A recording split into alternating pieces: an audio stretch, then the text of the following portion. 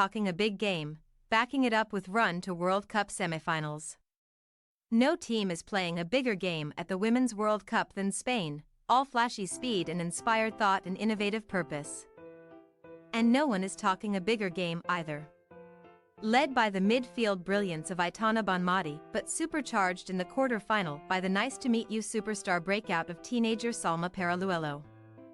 La Roja is a pure footballing force, built around technical templates of greater depth and intricacy than any other squad. But the Spanish players also, in their own way, are emerging as the World Cup's loudest talkers too, towing the very fine line that exists between confident projection and speaking smack. For now, heading into a semi-final against Sweden on Tuesday, coverage begins at 3 a.m. Eastern Time. With kickoff at 4 a.m. on Fox and the Fox Sports app, they're staying just on the right side of it. Such things often start at the top, and so it is with the European side that came into the event as World No. 6 but was widely seen as a major threat. There is no brasher statement in sports than the simple line, "We are going to win," and those were the precise words of Luis Rubiales, president of Spain's National Soccer Federation, before his team's clash with the Netherlands on Friday. The players, and coach Jorge Vilda to a lesser extent, are following suit. "I don't think we have to stop the euphoria," forward Athenia del Castillo told reporters, when questioned about the exuberant celebrations in Wellington, New Zealand. "We have made history. And we want to keep doing it."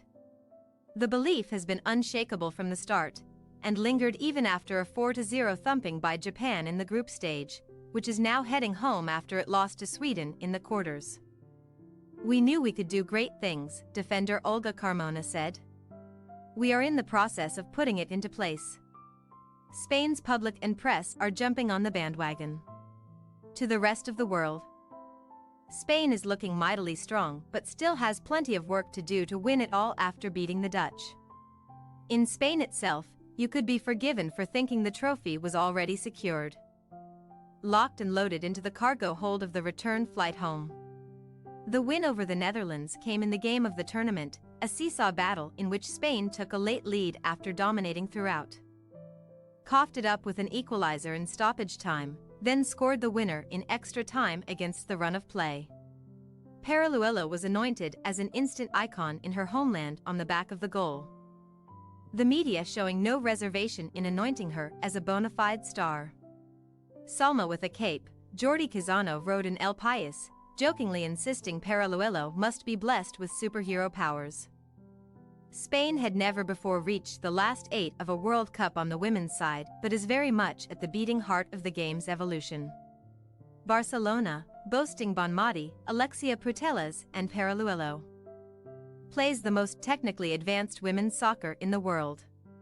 So, what's with the big talking? Spain is getting away with what it is saying, in part, because none of it is directed at the opponent and most of it is through the spoken word.